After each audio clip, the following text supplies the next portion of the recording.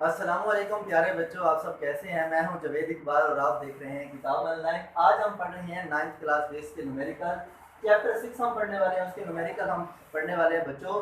तो आज का हमारा जो पहला न्यूमेरिकल है 6.1 है, उसमें क्या बता रहा है कि a man is pulled a cart through 35 metre applying a force of 300 newton. Find the work done by the man.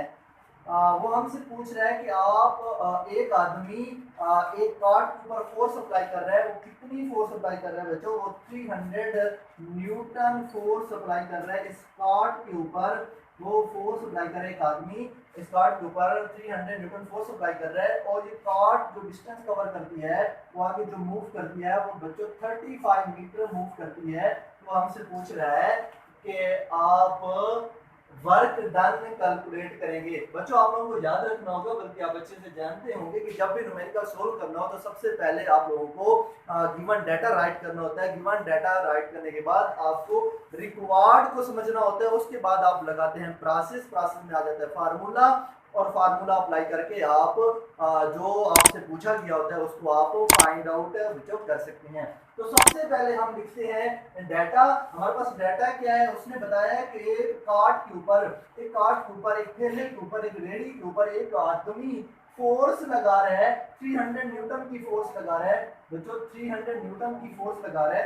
300 Newton की फोर्स अप्लाई करके उसको मूव करवा लेता है, इस कार्ड को 35 मीटर मूव करवा लेता है। आपको याद रखना होगा कि फोर्स को हम डिनोट करते हैं, फोर्स को हम जाहिर करते हैं एफ से, कैपिटल एफ से, और डिस्टेंस को हम जाहिर करते हैं एस से, जो कि डिस्टेंस हमारे पास 35 मीटर। बच्चों हमारे पास डिस्टेंस है 35 मीटर उसने बताया है। तो हमने कैलकुलेट क्या करना है? हमने वर्क डन कैलकुलेट करना है। वर्क डन को कहते हैं वर्क डन को रिप्रेजेंट करते हैं बच्चों डब्ल्यू से।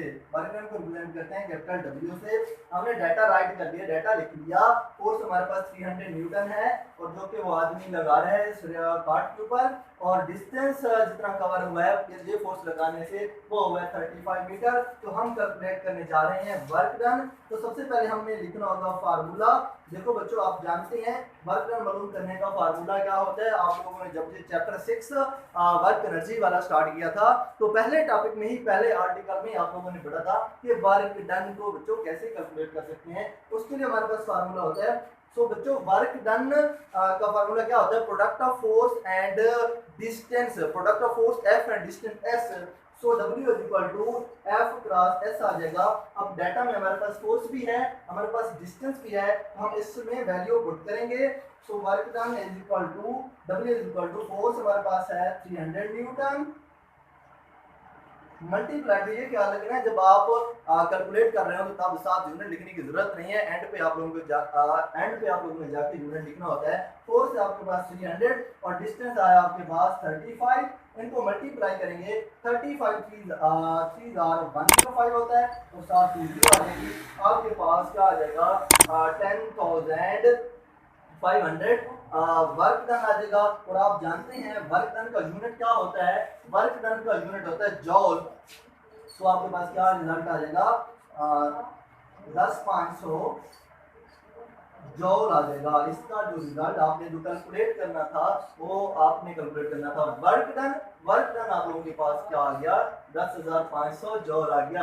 बच्चों वो हमसे पूछ रहा है कि एक आदमी एक कार्ड के ऊपर फोर्स लगाता है 300 न्यूटन। वो फोर्स अप्लाई करके वो उसको कार्ड को डिस्टेंस कवर उसका मूव करवा लेता है 35 मीटर। तो हमने कैलकुलेट करना है वर्क डन। वर्क डन का फार्मूला हमारे पास क्या होता है? हमने सबसे पहले डाटे को राइट किया, उसके बाद फार्मूला लिखा, और प्रोसेस लगाया, जिनकी कैलकुलेशन इनको मल्टीप्लाई करने के बाद हमारे पास, कैलकुलेट करने के बाद हमारे पास बच्चों रिजल्ट आ गया 10,500 जॉल। तो हम पहले न्यूमेरिकल को सोल्व कर चुके हैं।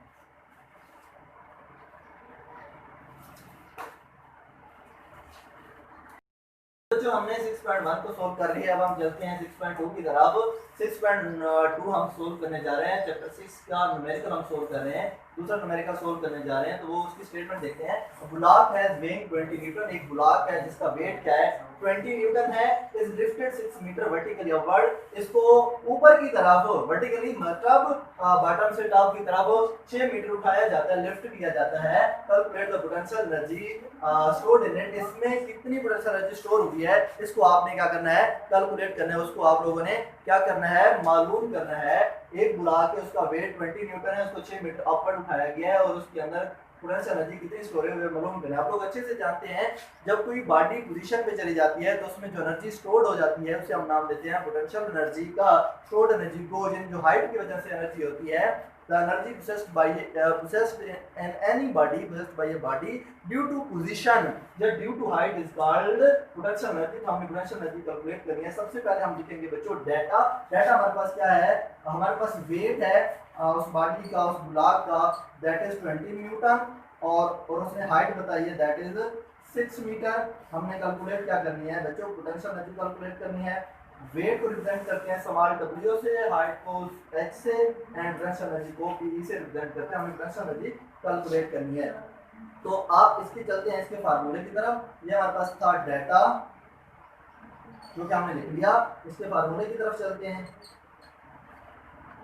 फार्मूला होता है P equal to mgh, potential energy का फार्मूला होता है बच्चों P equal to mgh, potential energy का फार्मूला होता है P इक्वल टू mgh। तो हमारे पास mg नहीं है, हम जानते हैं अच्छे से W इक्वल टू क्या होता है mg होता है, हम जानते हैं we know that W equal to mg। यहाँ पे पुट कर देंगे सो हमारे पास फार्मूला बन जाएगा P equal to W cross h। W हमारे पास क्या है, ये नहीं W मीन वेट हमारे पास है 20 न्यूटन और हाइट हमारे पास 6 है, इनको मल्टीप्लाई करेंगे 6 2 12, हमारे पास 120 पोटेंशियल एनर्जी हमारे पास बच्चों आ जाएगी 120 जॉल। वो हमसे उसने पूछा है कि एक ब्लॉक है जिसका वेट 20 न्यूटन है, उसको 6 मीटर हाइट पे लिफ्ट किया गया है अपवर्ड, उसमें कितनी पोटेंशियल एनर्जी स्टोर हुई है उसको आपने क्या करना है कैलकुलेट करना है। वेट 20 न्यूटन है और हाइट 6 मीटर है, हमने फार्मूला अप्लाई किया P इक्वल टू mgh।